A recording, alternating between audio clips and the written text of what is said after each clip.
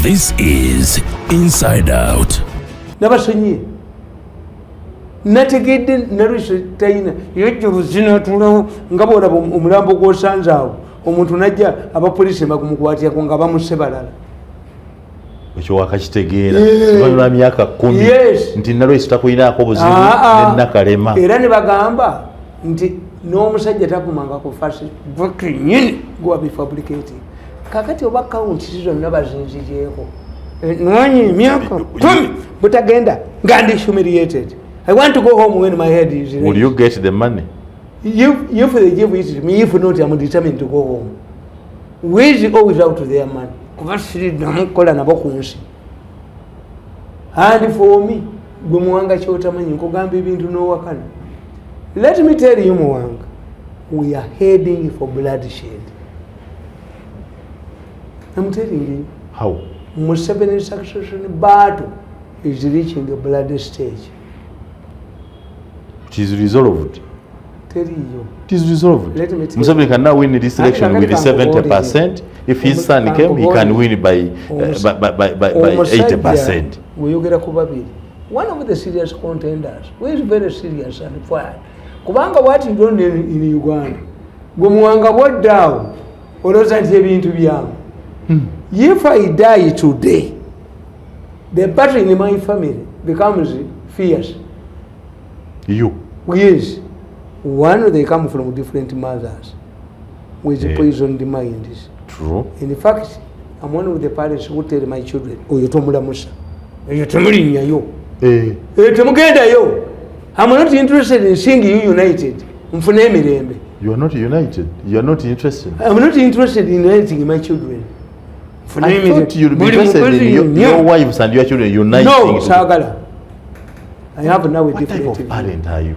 Sagala mfune mirembe. Sagala ambua. Sagala kungangalira ko buli kaseera. Yes, I don't want my children to be united. Buli bamba ine ewaabwe.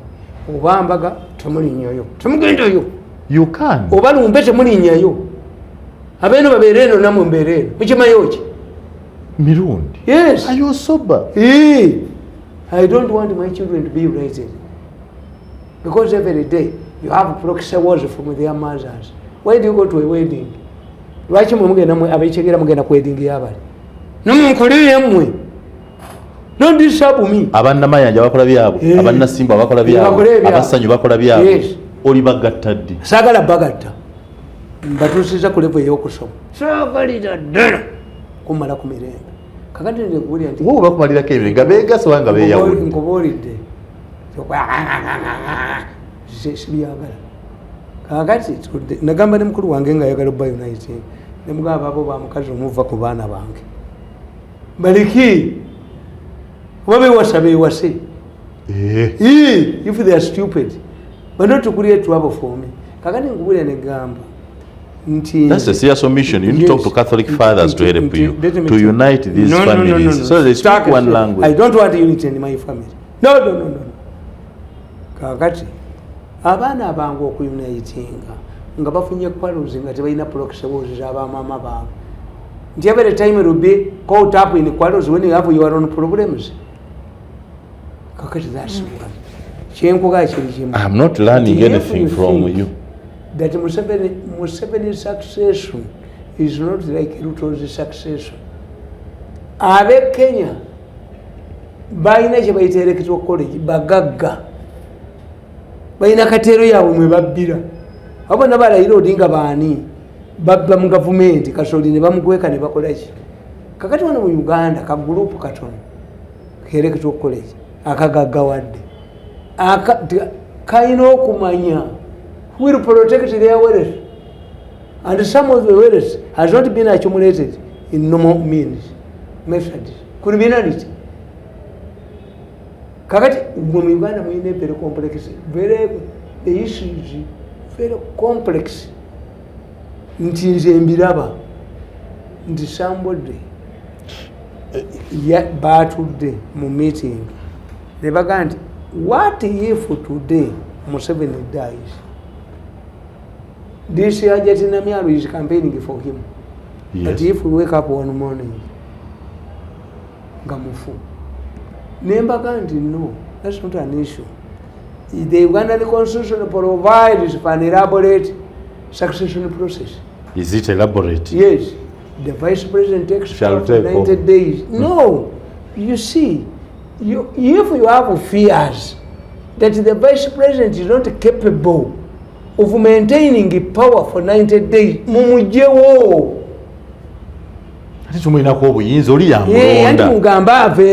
Kankubuze, God forbid, if Museveni left, can Alupo command the country for 90 days? According to the constitution. Can she? You're a political scientist. Can she? Remove her, not the no. I am not talking to an ordinary man. I'm talking to an intellectual. Yes. You have a master's degree of political science. Can Alupo steer the country for 90 days? What did Moyi do? Can she? What did Moyi do? Ono mukazi wa Tanzania ngasha baddeko. Suluhu. Hey. It depends. Ne gwenge litali mu batozi. Baniya ku bantu. Abalowoza nti bakobe basobola okudifuga. Lwakita kifuga. 90 days. Tasobola dikwate gwanga. Mirundi mumujewo ono munnaffe ajoga ensamujewo kubanga bimwakolanga Bukenya manya sekandi n'agenda e Rubaga omugenzi Rwanga n'agamba mutulako omusika actually Bukenya yabadde wa president bayogeddemu olaba banna abavaayo bulungi baddayo gwe tolemeredde okuddayo wavaayo bubi kyenkubuuza kiri kimu saagala kunjooga baali baagala Bukenya bamuwayo omulimu omulala naye nze nkomewo niyumva nyalemu babaddaaba neboogeramu yes boogere naye nze baali singa Museveni yanga nti genda ewamu mulenzi gwe notampa mulimu omulala tisaali bwenyebwenye nga kati siyinza kukolera mu bantu be abali determined okunzita they determined to kill me. Somebody hired the service to kill me. Nkwata omutwe gwange ngende mu president's office to kill you and get what? To kill you and get what? Yes. You kill me and get what? I have recordings. But to get what? To kill you and get what? Bayina ko bali bamenye na information. Ate kuba wakanyi. Nze Museveni n'amala mpita. Nanga nti nze nina transport. Olina transport? Nziruka emisinde. Yakugobata kwate transport. Ninde yali alowooza nja kukola. Yenga takonsiderinze life ya na family ya. Toyina ntambula. Ekutuuse era kayi. Museveni akwata milioni 10 aziwe family yange zimaze okufa bamaze okunzita. Sisobola. Amabugo milioni 10. We have suffered, my family has suffered, ne am happy. Sijogeddwako okunjooga okuyitiridde nkomyewo ekidoli kyabwe mirundi alinda ntambula Museveni yamugoba namuleka ku gate teyamuwa ntambula alinda transport era bwe bagamba nti sente bazimba. How much is your transport? One time ndikomawo naye kati nedda. How much is your transport? He speaks with anger. The man speaks with a lot of anger. A lot of anger. Hey, that is a fact. That's a fact. What makes me you speak with a lot of anger. Gwe bakuba mawulire bakabusenga n'entwe yako n'entwe nekankuba nekanyonoona bayise nyina bamukebera omutwe teri muntu gwe baali bakubye nganze kunnyonoona n'ensonga kabusenga omuttirawo nakyo baali bayise nnyoko to do what is your medical person. But is a medical person. Do they need your mother to check your head? After 14 years of service, muwanga mubeeranga mano obuntu bulamu bankola bubi nnyo. I was humiliated to the bone marrow. But even a woman, but you are not alone. There was a good butter. Tewali ko bali bajoze ngansi. Atenze ekyange kiri wasi. Abageranga ati babajoze wabavumanga. The meeting. Bambidandisali babesije baga nti batujoze ng'obavuma. On behalf of the president. Was presided over by the president. Yes. So there was no point of appeal. No point of appeal. No point of appeal. Yes. Only God was left to do. Ngende mu president's office nkomeona mutwe gwange nga nkomyewo. No. I prefer life. Kati mwanange yali omwaka ogumu ayina emeka 11. Hey. Naye nti nfuweereza amabuga milioni 10 tekisoboka. Tubonyeebwe je tukoze ki I regulate the day I stepped in government. Abaganda baganda nti wasanga mbwa. When you meet a dog, it spells bad luck. Ndoza nasanga mbwa nga ngende. Ontiso okuyingira government. ontiisa okuyingira gavumenti gwe ontiisa giyingire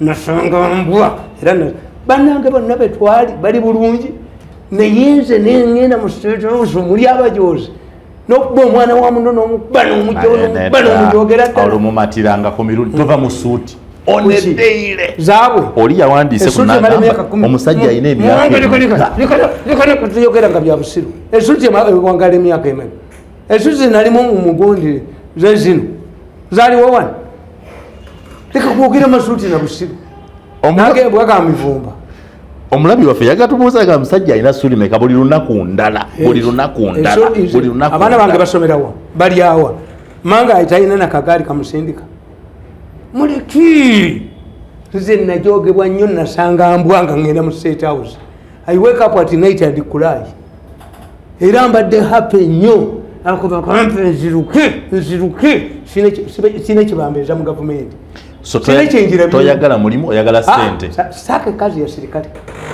njagala kudda waffe male okuwumulamu nkola ebintu nobwa minisita temubumpa nembukola you want money money twagala sente wano teri kirala sente oyagala sente onole okubesasi ngaolesa appointment letter have to cool down embeereko kyenkoledde family when I wake up noonya kyenkoledde abaana bange kiriwa what is this ebintu byange byonna babyonoona he must be distraught he must go to his village and road sinabakolaki the mistake you make the solution to getting your money is coming down. How? No, we're polite. No, let me walk naked. No, toyambula. Let me walk naked to humble myself. Bagamba Museveni bokkakkana akujjukira.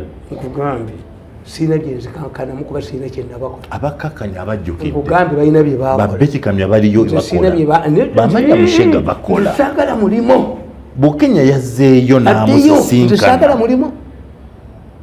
My experience in this government, omanya nti omusajja akyayisa omukazi ayinza okukyayisa omukazi abasajja bonna natadde mu kufumbirwa to get a government job badde mu harassing badde mu bajoge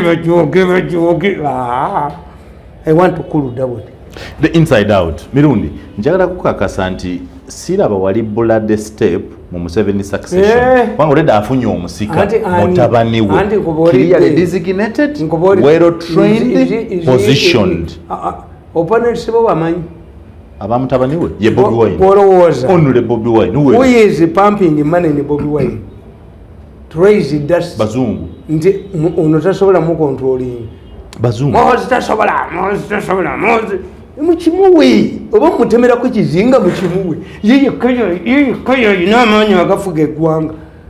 How can you say that we are in danger because Museveni era nawe byogere by'obusiru obanga tutuse ku level whether like it Museveni's retirement is inevitable oba asirika oba akola kitewali yayogera na Katonda naye do one thing omukazi ono mujje ku bwa vice president mufune omuntu asobola okukola ki asobola okumenda ku kyenda no omukazi ono lwaki tumulekawo ennaku ekyenda akuma talina ambition esava president bona ateekawo ayagala obusabasaba obwa president ajja kuba bulad kubanga buli omwogera ne mugamba Museveni bwafiira wano nabagamba nti mwe temumanyi logiki singa omusajja akeera ku makya nakugamba nti muwanga bw'ofaani akusikira. Do you know what it means? It is an insinuation that the biological children of yours are not yours.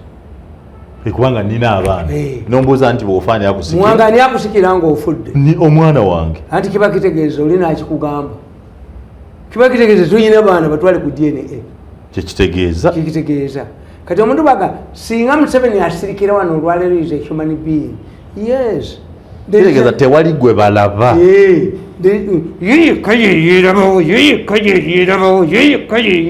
lwaki guweerabawo wekka ate nze mbabuuliza omuntu ayagala ennyo ekintu takifuna. Neka nkubuuze Mirundi omanyi nga nti wasoma political science katubagera tukozesa Museveni bwafiira wano ani amusikira? Yes, and we have 90 days. Leadership kankubuulire okimanyi nti kati nga nze njagala kuwumula by January bino mbivemu you want your money by mbivemu ebya media why lwaki otulekawo mbabulya mbagamba nti bw'oba otudde ku ntebe tewali agituulako. Who knew that Museveni will perform the way he has performed? Nobody. Yes. Nobody. Kyogoleba abazungu bakuga nti genda ko mu leave. Bamuvumanga n'okumuvuma. But he has performed, he is a statesman. He has performed well. I agree. Waliwo nze ne bagamba he has performed well. Museveni mulimu omukyala yayogera mu kinaana nti Museveni bw'afuga eggwanga nfumbirwa embwa. But has served in a powerful job in Museveni's government. Eyakyogeranga? Yes. Ekyogera kulala ya DP. Nti Museveni bw'afuga. Munansi muyine ewange. Nti Museveni bw'afuganga Uganda nfumbirwa embwa. Museveni n'afuga. Oyo omukyala mwali mu gavumenti? Yamuwa n'omulimu munene nnyo. Are you serious? Ate how? Tiyali tamanyi. Era nkugamba. Museveni oba bigambo teyabiwulira teyabimanya biri. Yali campaign. Nze nkugamba nti munnabyabufuzi eyakoze statement nesiddanga mugiwulira walala oba nti y'abazungu yali Nadi. Yagala nnyo Nadiope. Wilberforce Nadiope. Kirunde Kibijinja yagenda n'amusanga e Luzira. N'amugamba nti wa prison now. Do you regret what you did to Obate? That he has put in prison. Nga Kirunde Kibijinja yabuza Nadio. Oli mu ikomera. Weidhusabye wakobanga Obote.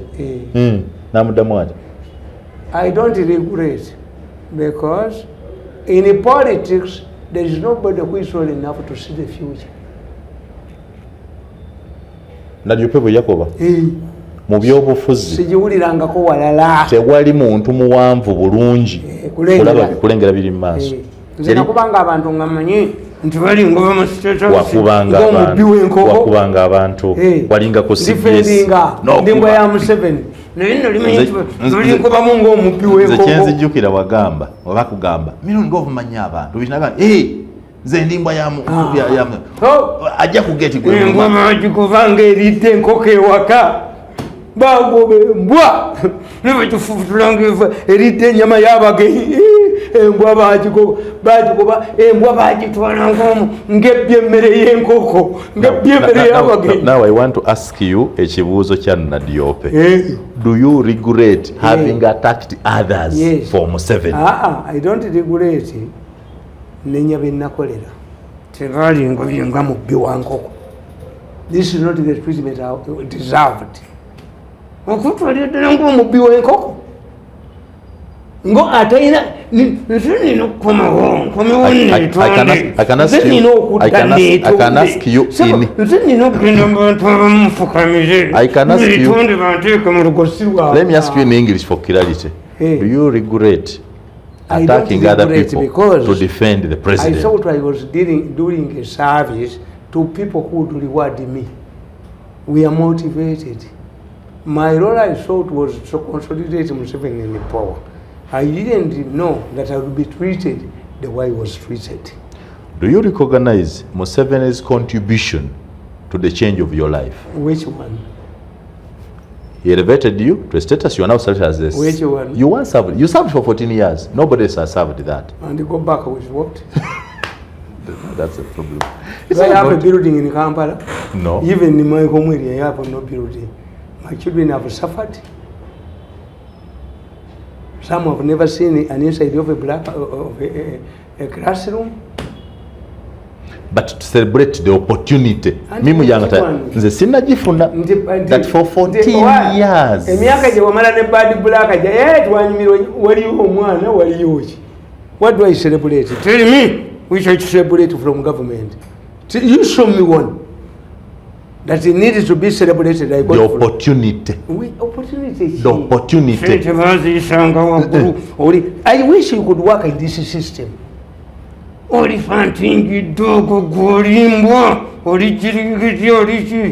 have never served in this government. I've never. I did not live with even $1 million from State House.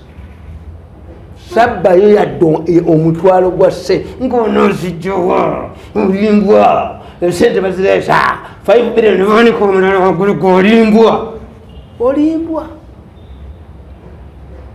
Okay. Era nze kati nzikiriza ndi Katonda gyali ne batuula wansi ne bagaa nti no omwana twamujooga nga political scientist omwana ono twamujooga twamuniako twamufuula ekidoli ne tumunyamu ne tumunyalamu ne tugoba ekidoli ne tukikanyuka. I want us to summarize this political talk. What can be done to settle Uganda succession battle? It is you cannot do it. It will be bloody.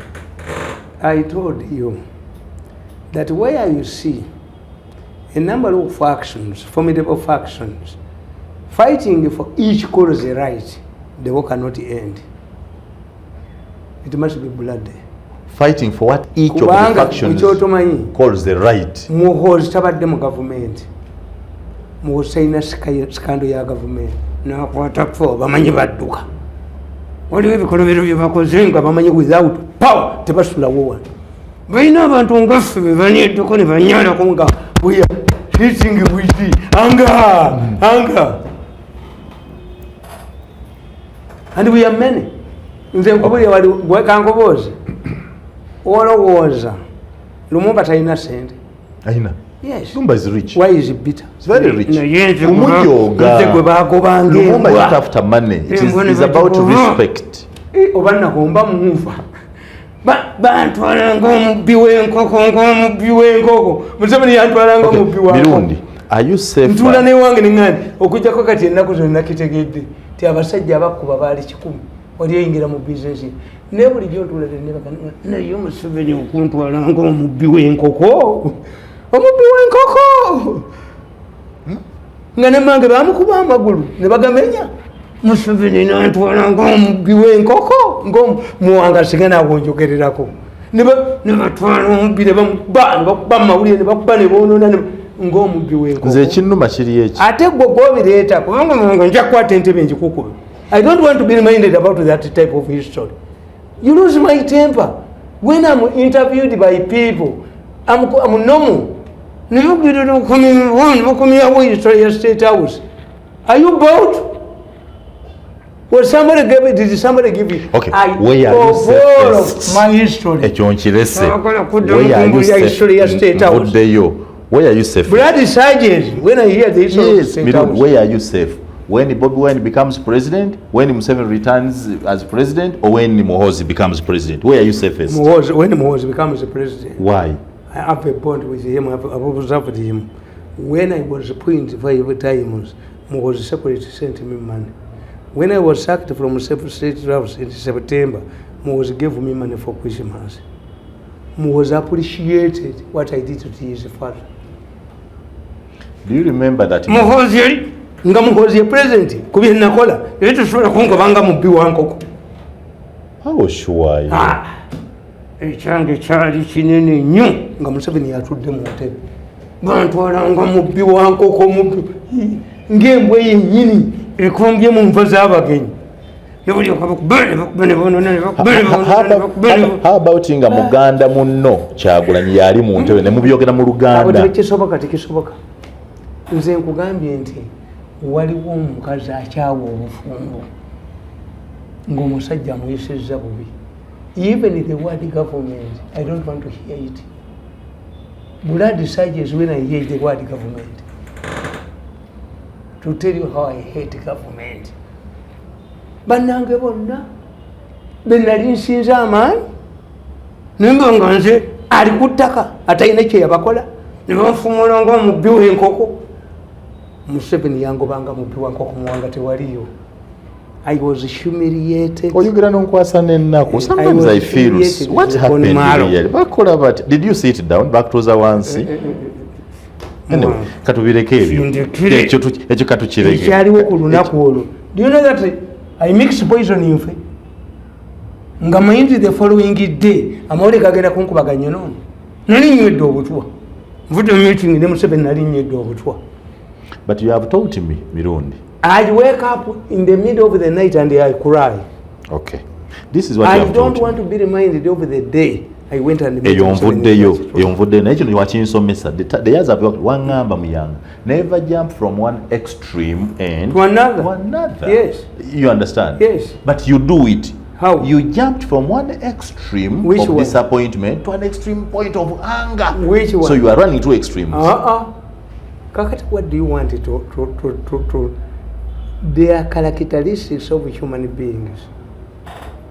You think, Mwanga, how would you feel when you see your children not attending a school?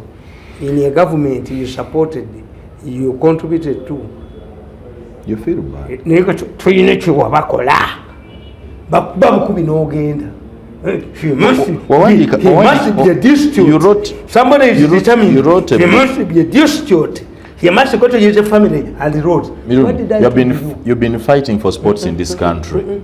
What do you No. Are you happy we are going to host Sekafa? I told you. You've been writing if so much. You host the motor rally, when you are Kayizera Mushago, you bring it for funds. Hey, because you talk about home ground. Yes. Brazil hosted the World Cup, was defeated. You can't say it na kufa mu kibinja. Yeah, but umupira bago marketinga. But 2027 we are hosting AFCON in the Pamoja bid. What's your comment? Choka mtu wamufuna muzi. Bali timu yamwe tinza na kufa mu kibinja. Mumuleta bafana. Zibali abasajja bagezi. Kata yafuna ki. The marketing going to soccer outside. Ni timu yamwe sente zamugenda okuteekamu. Twahostingako. Is it to host? What do you want us to do? Nkugaye timu yamwe kijja kuva mu kibinja. All this money is a waste. Chi Uganda kigenda okufuna mu Sekafa mu hosting AFCON? Nothing. History. Twahostinga. Nsibawo sente zange. Timu yamwe tejja kuva mu kibinja. Lwaki? Iranja okubulya majakala. Micho yagenze. Micho is out. Katabo kange nakerabidde. Ndetse akatabo kange akali mu sport ono musomere. Muongeke mulindo irake mmotoka. Gondi nakamulaza akayina. Let's look at the benefit, the economic benefits of Sekafa. Economic benefits of Sekafa. Yo tuvudde tuli ku sports. Bango omubbi w'enkoko. Eyo vaayo. Nodira omwana wa munono omujogero. Mirundi eyo. Nze nkujjeeyo tonneekwasa mirundi eyo nkujjeeyo. Buli omutwala eyo onyiiga abalabi nze gwe banenyambu nze nkunyiiza nze nkubuuza bino. Omubbi w'enkoko yennyini n'omubbi w'enkoko ye entwala gye banzijja mu State House worse than omubbi w'enkoko. Wate singa baakutta. I cannot imagine. What if they had shot you down? Ndowooza muno okulooza nti ndi mu kirooto. What if they had shot you down? Omubbi w'enkoko. This speaks with a lot of anger. We thought that he would cool down. How? Cool down yompadde. Sirika njogereko mirundi. Sebo mirundi sirika njogereko. Bango omubbi w'enkoko. Abyeyo omuko. Sirika njogereko mirundi. Owekitiibwa president. Twayogera wano ku baalooni juzi n'ositukira mukama wange nkusaba simanyi gy'otuula simanyi bakutuukirira lwaki tusootinga out mirundi yita omuwe sente ezize nga toziyisiza mu muntu yenna osetolinge mirundi osiime emirimu gye yakola mirundi asirike. Your Excellency the President kambyogere mu Lungereza. Your Excellency the President, in view of the service that this man rendered, in recognition of His Excellency service and commitment and loyalty, may you please settle him with 5 or 10 billion. May you please attend to this man's mother so that this man can go and rest. I pray. Mirundi, don't interrupt my prayer. I pray that in the name of your government of NRA, in the name of you Sabalwanyi, in the name of you Jajja Sabazukulu, in the name of your Kaguta Museveni Bwahaburwa, our Lord, we pray. Settle this man once and for all. Your Excellency, Jamba Fande, settle this man. Ono omusajja aveewo ensonga tugimaze. Pureyewe. Katoddamu kuyomba maze okusaba. Era manyi bajja kunnyanuka. Toddamu kuyomba. Katonda awulidde pureya. Mu linnya lya Katonda Kitaffe Omwana n'Omwoyo Omutukuvu bakole ku nsonga z'omusajja ono. nga tanna retiringa mu January 2020 abagamba nti you must go home on the road maze okusaba mirundi toddamu kuyomba maze okusaba you must go home on the road mirundi is a nuclear bomb mbasabira Katonda natandise kwambala sapule naye nga bwemutuniyeddeko n'abaana bamwe bali baniyako namwe bali baniyako abatuniyeddeko n'abaana bamwe bali baniyako nabo bali banyalako ne babaniyako kati oli mukwonoona essaala yange nabo bali baniyako maze okusaba oli mukwonoona essaala ffe tulina kubeera baavu nga bo bagagga eri kimirundi is a nuclear bomb musajja nayogera nkomulabira ddala ayogeza maanyi mukamba buulire do you think they're looking for money? You don't know it's a talent the opportunity. Science of soccer these days. Soccer is a science. It's a business which must be managed like a business. I want to ask you, when you are planning something, you must have catchment areas. For instance, now, may I say it, if I'm connected or contacted to promote sports in Uganda, look, the National Council of Sports has a competitive team, but they're fighting them. What if I start a Kaguta Cup? Kaguta? Yes. And allow teams to compete from the village level. You go from the village level when you have scouts to look for younger people. Because the Masaza Cup cannot bring here what? A new talent. No. The current league cannot bring a new talent. Because they wait for these people to come. Most of the talented boys don't find their way in Kampala. They are not noticed. They remain in the villages. They remain in the villages. Kakati, ezo sente Museveni zebamubako. And if you start such a project to identify talented boys from the village, erolaba nti abo bemu peace banonya akalulu atekawo kapu eyiye. What you need is to give them bottles, the uniforms will buy themselves, shoes they will buy themselves, and a bus or a lorry to transport them to another place. Nebo chitandika kugombola level oku, you will identify new ones. Nebo chiteka mu masomero. The issue is to identify new talent. But the cost, sentezo from the village, because Uganda has 72,000 villages. Ebyale mitwalo musanvu. And do you know how much money you sell a player? Wali ugo batunde zisinge za budget ya Uganda. Ronaldo batunde zisinge za budget ya Uganda yonna. Until you must get somebody who invests in this, the way Murindo has done. Never now, abazanyi balotatinga batya. So oyagala gandi ekizibu kya Uganda kati is talent identification. Talent identification, the younger ones. Abaana bategedde omupiira osanga n'obuto obuli mu byalo. Who is identifying the musicians? Abayimbi, wala we are getting abayimbi, how is they are growing. Abagamba nti mujje muyimbe mutuwulire. Yes. Basoka bakiyita batya? Karaoke gwe bayimba mu bagezesa. But that cannot work for soccer because soccer is more expensive. Nabagamba, to many people, luck is but just a myth. In our daily lives, we talk about luck, omukisa. I normally hear people talk about omukisa. Some even consult which doctors for it. The Baganda have a saying that omukisa mpeo nebo galawo guyingira. Meaning, luck is like air. It finds its way to the destination. Nenkugamba nti laka soka mukisa military is mukisa, business is mukisa, politics mukisa. Okitegedde? Politics mukisa. Naawe omanyi nti naawe ebimu enabifuna because of mukisa. Politics bwala nakitegeeza otolinawo mukisa. Nomboze yali agenda mu parliament nti omukisa omuvinga guntwalawa ekisiraani. Ekisiraani nga kyenkulembeddemu ndaga mu State House. Omukisa gw'amawulire ogulina. You have gone to the highest level, you were consultant. Eyazaali omulenzi ono ammonyaabonyezza.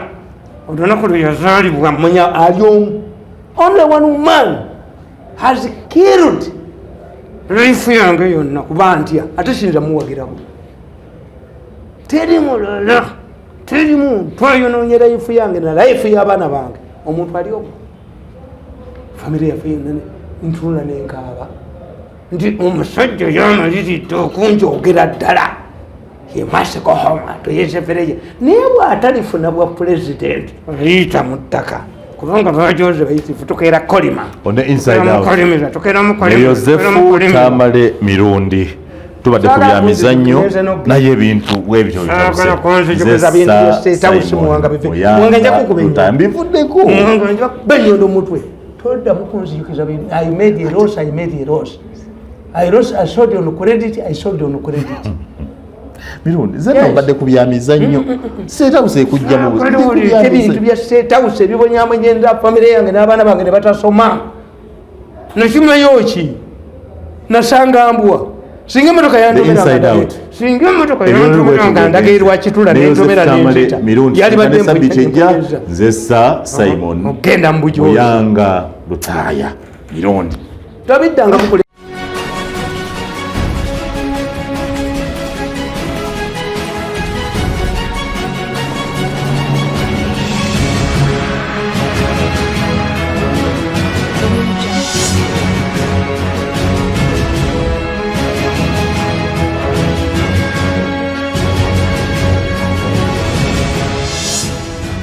This is Inside Out.